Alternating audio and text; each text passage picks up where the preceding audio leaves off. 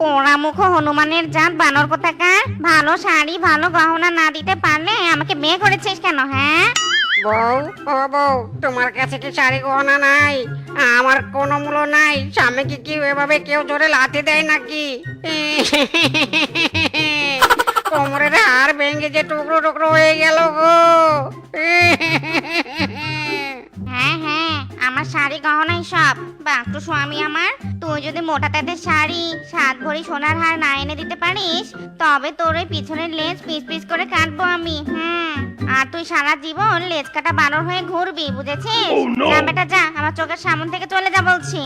ওরে বানর, আজ তোর বউয়ের হাত থেকে লেজ বাঁচাতে চাইলে এক্ষুনি পালা। দাদু গেল চমকে, পাড়া গেল থমকে, মাথা গেল বঙ্কে, কি দেখে হায় খোকা বাবু যায় লাল জুতা পায়, বড় বড় দিদিরা সব কি মেরে যায়। দাদু গেল চমকে, পাড়া গেল থমকে, মাথা গেল বঙ্কে, কি দেখে হায়। আরে ইয়ো ইয়ো মিস গেছি। কিরে বন্ধু, বৌদি আজ বেশি খাবার দাবার খাইয়েছে নাকি? উল্টো হয়ে ঝুলে পেটের খাবার মাথায় এনে হজম করছিস। উফ, বন্ধু তোর এমন সুখ দেখে আমার মনটাও শুধু বিয়ে বিয়ে করে। মাইরি নো নো বন্ধু, কাবি নেই। এই ভুল আমি করেছি, কিন্তু তুই করিস না। বউয়ের জ্বালায় জ্বলতে জ্বলতে আমি জ্বলন্ত এক কাঠ হয়ে গেছি। ও যে কি জিনিস বন্ধু, হারে হারে আমি টের পাচ্ছি। এসব তুই কি বলছিস রে বন্ধু? আমি তো মনে মনে ঠিক করেছি এই মাসেই বিয়ে করব, তারপর বউকে দিয়ে হাত পা টেপাবো, হাত পা টেপাবো রে। আহা কি সুখ আর সুখ। আরে বন্ধু, শোক না ছাই, হাত পা টেপার বদলে বউ তোর সুযোগ পেলে তোর গলাটা টিপে ধরবে রে বন্ধু। ওর যে আকাশ পাতাল চাহিদা, তুই তো আবার কোনো কাজকর্ম করিস না। বউ তো তোকে দিনে রাতে পেটাবে রে।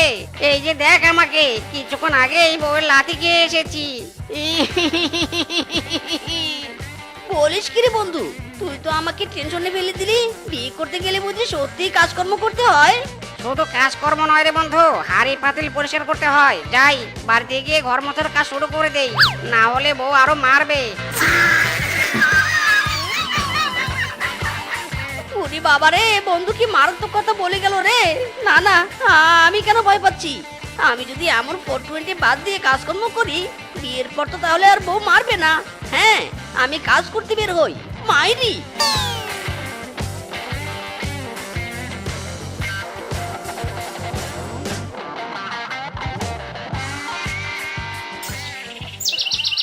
ফিসকে, এই ফিসকে, আমাকে কোনো কাজ দিতে পারবি? আসলে ভাবছি সামনের মাসে বিয়ে করব, কিন্তু বানর বন্ধুর মুখে শুনলাম টাকা পয়সা না থাকলে নাকি বউ মারে। দে না আমাকে কোনো কাজ, যৌবন ফুরিয়ে বুড়ো হয়ে যাচ্ছি, বিয়ে করতে তো হবে নাকি? বউ মারে সত্যি বলেছিস ভাই। কাজ করতে চাস? ঠিক আছে, নে ধর, আজ আমার রিক্সাটাই চালা। ভালো কামাই করতে পারলে পরে না হয় নিজে একটা রিক্সা কিনে নিস, কেমন? ওকে ওকে ভাই, তুই অনেক ভালো। শিয়ালের জাত বলে কথা, একে অন্যের দুঃখ না বুঝলে কি হয়। এই এই এসো এসো, আমার রিক্সায় উঠে পড়ো, যেখানে যাবে নেমে 50 টাকা দিবে। এসো এসো। এই হ্যালো রিক্সাম্যান, এই রূপাকে রূপনগরে একটু পৌঁছে দিতে পারবে? শুধু রূপনগর নয়, সোনানগর তামানগর সব জায়গায় পৌঁছে দিতে পারবো। উঠে পড়ুন ম্যাডাম, উঠে পড়ুন। আরে আরে রিক্সাম্যান, করছো কি? ঠিক করে চালাও, পড়ে যাবো তো।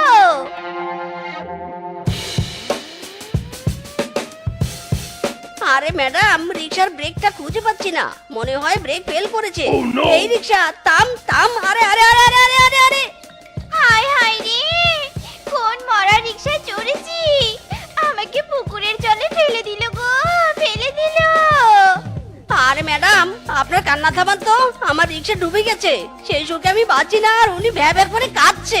হারামজাদা, আমাকে পুকুরের জলে চুপিয়ে এখন রিক্সার শোক করছিস? দাঁড়া বেটা দাঁড়া। ওরে বাবা রে, ওরে মারে, ও বাবা গো, ও মা, বললাম রে।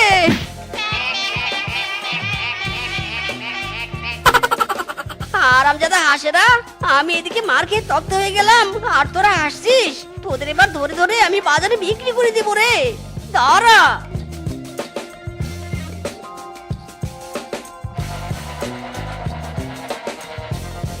যা বাবা, হাঁস বিক্রি করতে বাজারে যেতে যেতে তো মাথায় একটা দারুণ বুদ্ধি এসেছে। আমি যদি হাঁসগুলো যাদের কাছে বিক্রি করব, সেদিন রাতে যদি তাদের বাড়ি থেকে হাঁসগুলো চুরি করে নিয়ে আসি, আবার সেই হাঁস পরদিন বাজারে বিক্রি করে দেই, তাহলে তো আমার ডাবল লাভ। এক জিনিসে ডাবল লাভ। দারুণ বুদ্ধি রে মাইরি। এই হাঁস নিয়ে যাও, হাঁস। প্রতিটা হাঁস 200 টাকা, মাত্র 200 টাকা পিস। হাঁস নিয়ে যাও, হাঁস। এই মিচকে মিচকে, আমাকে দুটো হাঁস দে তো। এই যে নাও নাও। আচ্ছা মামি, তুমি হাঁস দুটো নিয়ে গিয়ে কোথায় রাখবে? কোথায় আবার, গোয়াল ঘরে রাখবো। কেন রে, তুই একথা কেন জিজ্ঞেস করছিস? আরে না না, নো রাগ মামি, এমনি আর কি জানতে চাচ্ছি।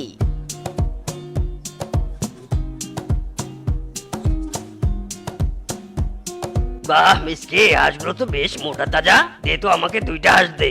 হ্যাঁ হ্যাঁ, এই নাও।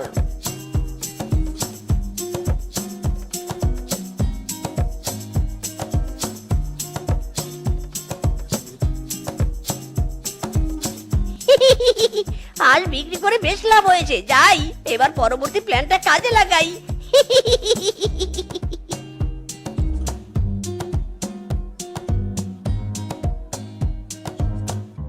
এবার নেমে পড়েছি আমি আসল কাজে। বাঘিনী মামি বলেছিল হাঁসগুলো নাকি গোয়াল ঘরে রেখে দিবে। ভাগ্যিস কায়দা করে জেনেছিলাম, এখন আর খুঁজতে হবে না।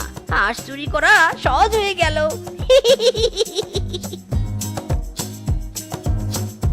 ওই তো হাঁস, যাই বস্তায় ঢুকিয়ে নেই।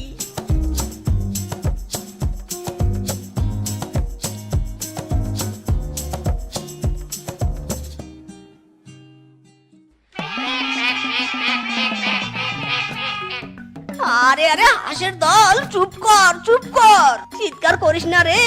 আচ্ছা, হাঁসগুলো তো চুরি করলাম। কাল যখন এদের বাজারে বিক্রি করতে নিয়ে যাব, তখন যদি বাঘিনী মামি, কিংকং আর বাকিরাও তাদের হাঁস চিনে ফেলে, তখন তো সেই কেলানি খাবো। কি করি কি করি, আইডিয়া। মেরা মাথায় কি কম বুদ্ধি। এই হাঁসগুলো আমি লাল রং করব, কেউ আর কারো হাঁস চিনতে পারবে না, আর আমাকে সন্দেহ করতে পারবে না। মিসকে রে মিসকে, তোর মাথায় শুধু বুদ্ধি কিলবিল করছে রে। সেই বুদ্ধি।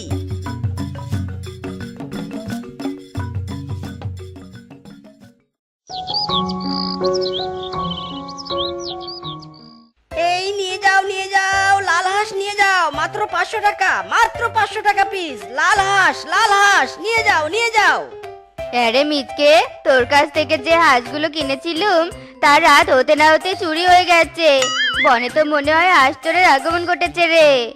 ঠিক ঠিক, আমারও হাঁসগুলো চুরি হয়ে গেছে। আরে ভেরি ব্যাড, নো প্রবলেম। দেখো, আমি নতুন রঙের হাঁস নিয়ে এসেছি, লাল রঙের। আজ তোমরা এগুলো কিনে নিয়ে যাও। আরে আরে, এমন লাল হাঁস তো এই বনে আগে কখনো দেখিনি। এই হাঁসগুলো কোথা থেকে এনেছিস রে? ওসব ওপেন সিক্রেট কাউকে বলা যাবে না। নাও নাও, লাল হাঁস নাও। হ্যাঁ হ্যাঁ, আমাকে দে।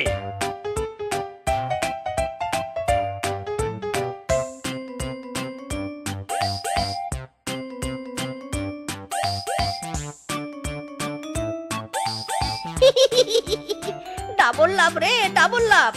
একই হাঁস চুরি করছি, আবার একই হাঁস বিক্রি করছি, শুধু টাকা আর টাকা।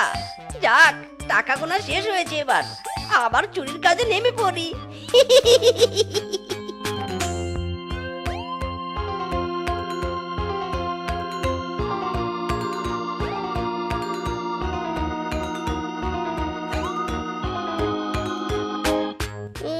এর আগে তো হাঁসগুলোকে লাল রং করেছিলাম, এবার কি রং করবো?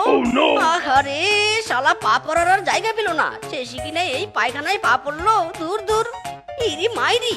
এই পায়খানার কালার দেখে তো আমার হাঁসের কালারের কথা মনে পড়ে গেল। পায়খানার কালারের সাথে মিল রেখে আমি এবার হাঁসের কালার হলুদ করব।